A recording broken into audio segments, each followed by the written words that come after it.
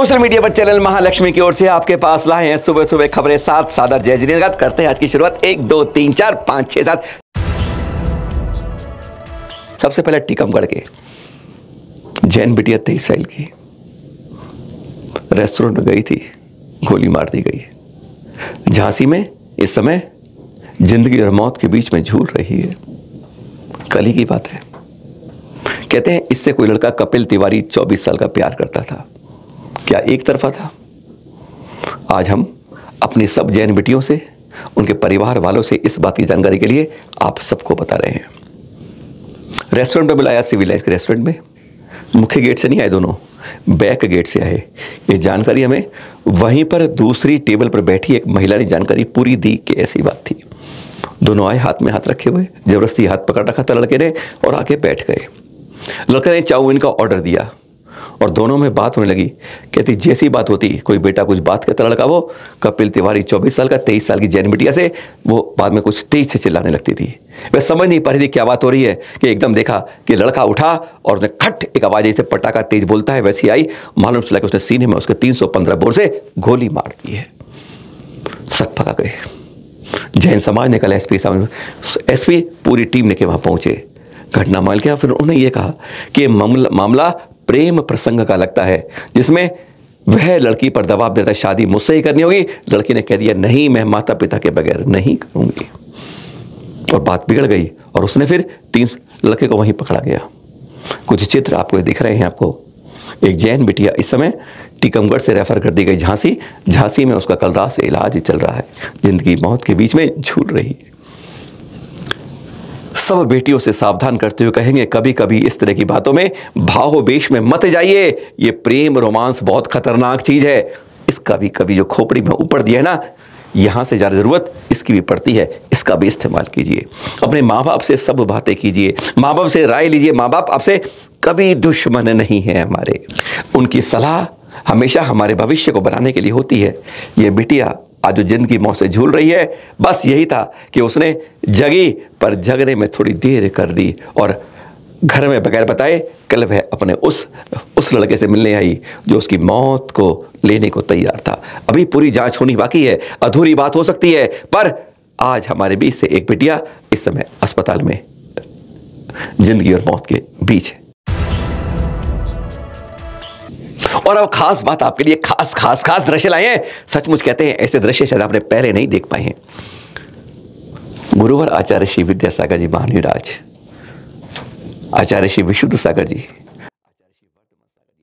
3 संघों का महामिलन, उनके शिष्यों के बारे में यह दृश्य देखकर मुनि पुंग सुधा सागर जी, मुनि सुप्रभत सागर जी, मुनि श्री प्रणत सागर जी और उनके शुल्लक, यह दृश्य देखकर एकदम गदगद हो जाते हैं। अरे फैयाव्रती करने आए थे सुरत सागर जी महाराज जी की, वही करने लगते हैं।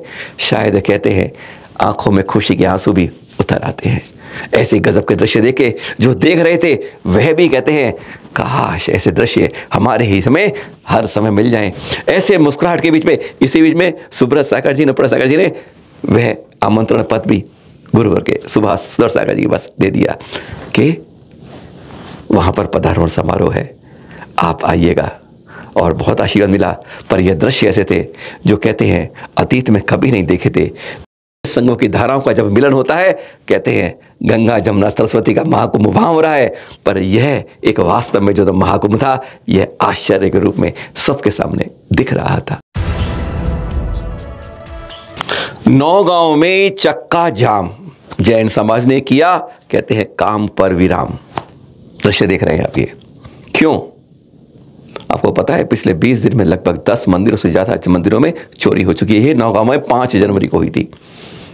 8 जनवरी तक इंतजार किया महावीर स्वामी के समोश्वर मंदिर के अंदर, पर 5 तारीख को उस रात के अंदर, अगले दिन के अंदर, एक नहीं 3 मंदिरों में चोरों ने हाथ साफ किए थे। हमारे यहाँ सिंहासन, छत्र, चवर, भामंडल आदि कई सामान लेके गए थे। थाली ले गई, चांदियों की सोने गई।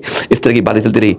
जब 8 तक कुछ नहीं किया तो 8 को मुख्यमंत्री को, गृह मंत्री को और अन्य लोगों को, एसपी तक को ज्ञापन दिए गए कि नहीं तो चक्का जाम करेंगे।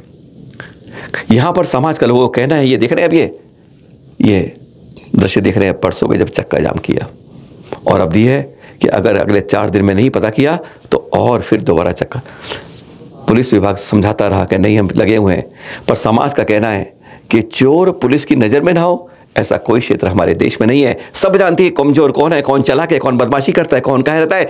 अरे अपने घर में नहीं पता पड़ेगा तो कैसे पता करेंगे। तो लगा इसलिए कि पुलिस कहीं ना कहीं काम में इसे पकड़ने में ढुलाई कर रही है, वह नहीं होनी चाहिए।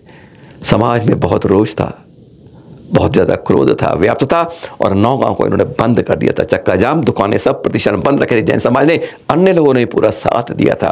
और अब कहा गया है कि अगर आपने इस बारे में एक अमुक तारीख तक नहीं हुआ, अगले 3-4 दिनों से किया, तो हम पुनः चक्का जाम और कसकर विरोध करेंगे।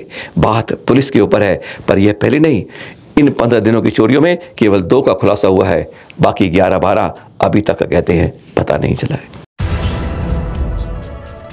गुरुवर की तस्वीर सामने आ जाए तो कहते हैं चेहरे की बत्ती सी अपने आप खिल जाती है, आंखें अपने आप नहीं देख रहे हैं। आप ये रविकांत जी हैं, विशाखापट्टनम के कलाकार, 35 सालों से इस तरह दिख रही है। आचार्य श्री बैठे नहीं है, लगते ऐसे ही है, पर यह ऐसी प्रतिमा नहीं है, यह सिलिकॉन फाइबर की, जी हाँ, पाषाण की नहीं है, ना अजधातु की है, ये एक सिलिकॉन फाइबर की है। जैसे कोई आदमी जीवंत रूप से बैठते हैं, इस तरह का रूप देखिए। और कहा जाता है कि ऐसी इसकी लाइफ जो है लगभग 35 साल बिल्कुल वैसी रहती है जैसे सचमुच कोई बैठा है। कंफ्यूज आप कर रहे थे एक बार कि हम कोई पुराना चित्र गुरुवर के समय के आशीर्वाद देते हुए दिखा रहे हैं, पर यह रविकांत जी ने बनाई है। उन्होंने कहा सिलिकॉन फाइबर है, इस तरह 35 सालों से लगभग बना रहे हैं, अपना अनुभव बता रहे हैं, कह रहे हैं अगले 3.5 दशक तक यह ऐसे ही रूप में एक जीवंत रूप प्रतिमा दिखती रहेगी। है ना अच्छी बात, कुछ लगता है खास, एकदम आते हैं तो आप सचमुच कहते हैं गुरुवर को यहां बैठा पाते। आचार्य श्री की बात चल रही है, एक दिखा दें आपको। राजस्थान की बात करें, नरेली की बात करें, जहां मुख्यमंत्री अब आने वाले थे 19 तारीख को उद्घाटन करने के लिए। उस आचार्य श्री के नरेली में जो उन्होंने जगह दी है ना, वहां के पैनोरमा के शुरुआत के लिए। पर आपको आज बता दें, वह राजकीय कारणों से, कुछ अवयवों से कार्यक्रम अभी स्थगित हो गया है। नई तिथि मिलेगी, पर यह एक अच्छी बात है कि गुरुवर की पूरी एक प्रकार से पूरा पैनोरमा यहाँ नारेली दिलवाने अशोक पाटनी जी, बस उसके सामने ही यह जगह सरकार द्वारा निःशुल्क रही है, जिसकी मुख्यमंत्री शुरुआत करेंगे। डेट फिर आएगी। 53वां निःशुल्क विवाह कार्यक्रम यहाँ पिछले के दिखा रहे हैं आपको। अगला अब तो 3 मई को होगा धर्मस्थल पर।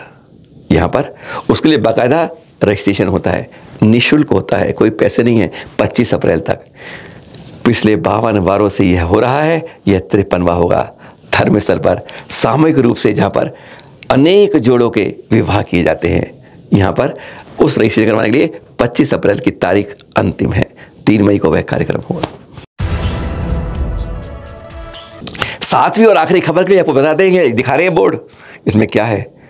हाँ, पहचाना आपने, महाप्रज्ञ जी के 10वें जो 13 पंथ के आचार्य हैं, उनके नाम पर यह रोड कुतुब मीनार से चलते रहे दिल्ली में, जो 27 जैन मंदिर को तोड़ के बनी है। कभी ना इतिहास उसका जोड़ के रखिएगा। बदरपुर रोड जाती है, उसका नाम अब कर दिया गया है महाप्रज्ञ मार्ग को। देख रहे हैं आप, ये कहना अच्छी बात देख रहे हैं। बस इसी तरीके से नाम बदलते हैं, कुछ जैनों के साथ जुड़ते हैं, संस्कृति जुड़ती है, अच्छा लगता है। फिर मिलेंगे आपके पास कुछ अन्य खबरों के साथ। जुड़े रहिए, मिलते रहिए, और जब भी मिले जय जिनेंद्र कहिए। कहीं तीर्थ अचल या अचल पर कहीं असोच बात हो, हमें तुरंत संपर्क कीजिए। प्रयास करेंगे कि वहाँ पर कुछ हम काम सहयोग का कर सकें। सादर जय जिनेंद्र।